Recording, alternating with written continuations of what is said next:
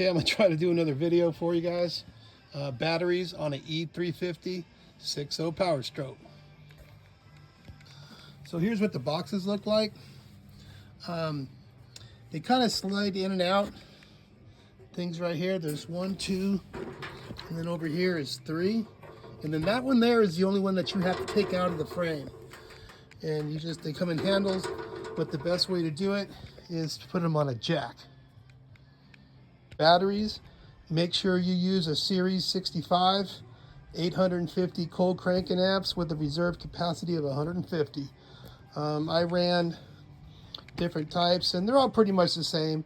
I run a battery tender on them, so they last me a long time. Here's my battery. It's in a convenient spot where I can see the light on and stuff, and it's a good place for it. And then right here is where I plug it in, right there for my battery tender. And then it comes out right here and goes up over there and then into here. So to be honest with you, the first time I did this, I only had it go into one battery. And then later on, when I was doing health checks, one battery was in really good condition and one battery wasn't. So I'm going to try to do it separately this time with the Ys, and hopefully it'll charge up both batteries the same. And so here is the frame. There's the one you take out of the box, and then the other one, they just slide in these two right here, 1, 2, and they slide in right here. I'll show it to you together. And also a little trick is make sure you got these nuts facing the right direction. I just changed a couple of them because they were facing in and wrong, and they were really hard to get to. But make sure you clean all your connections. And if you do run a tender, put your cables on the opposite side of your nut. That way you can get to them without having this one in the way. Like I said, make sure all your connections are clean. I cleaned them on the inside and got all my tender cables on the opposite side, and got the nuts and stuff on the side I want that I could get to the easiest when they're up in here, because this is no easy task. I drove up on ramps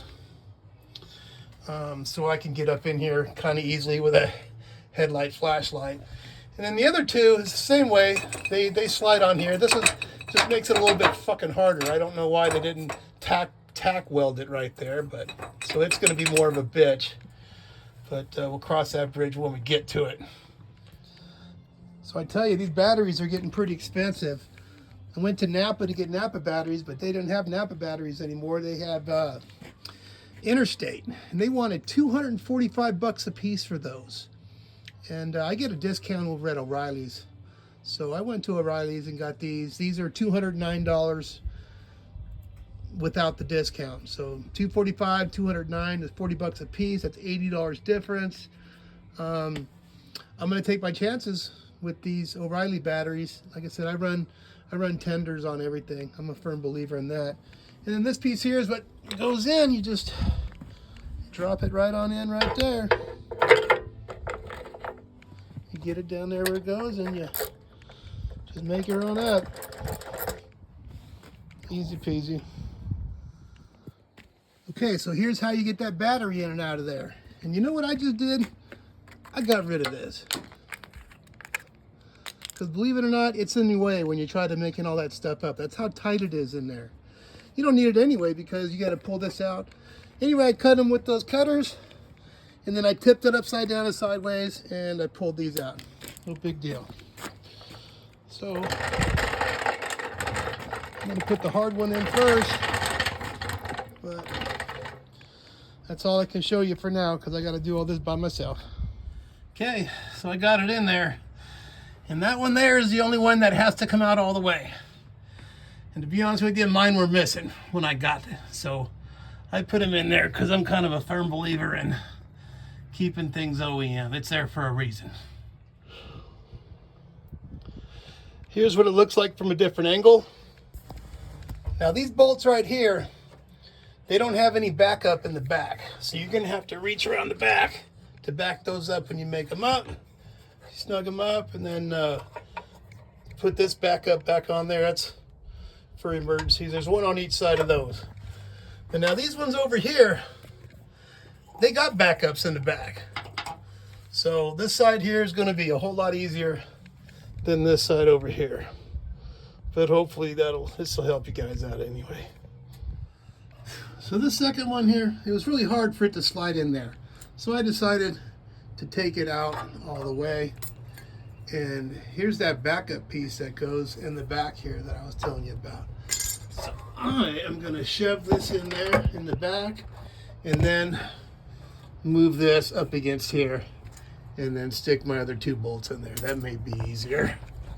But yeah, it's a hell of a job. Not too bad.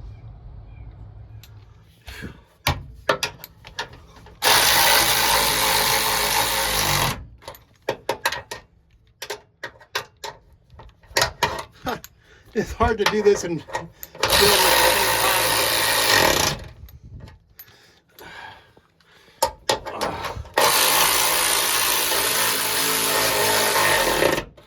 Okay, here we go. 2 boxes installed. Okay, well I got it all done. It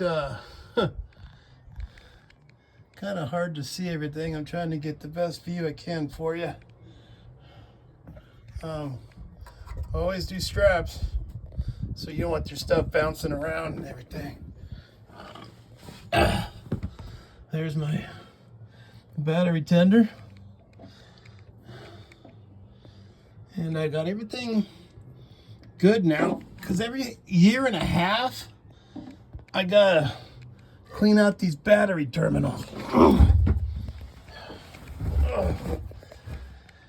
You'll know when they need to be cleaned, because it won't turn over as fast. It'll still turn over and start, but after about a year and a half, you clean out these connectors, and then you put the connector back on. It's just like, and then she turns over like a bat out of hell, man. It's every year and a half. I don't know why. Some cars you don't have to, but this bus I do. They make covers for this, but it didn't come with any.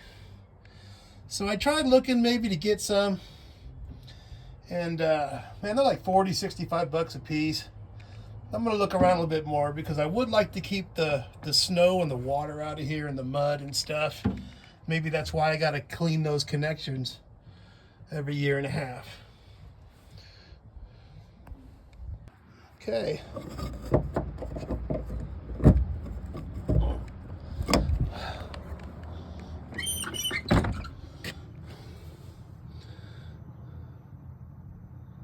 There's the light. That means she's charging. Everything's rigged up correct.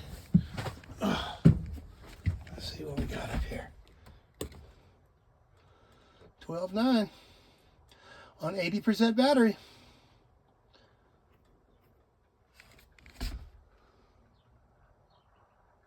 Cool.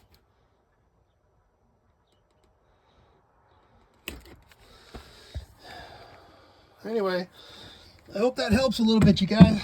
I was thinking about cutting a door in right here, man, to make it a little bit easier.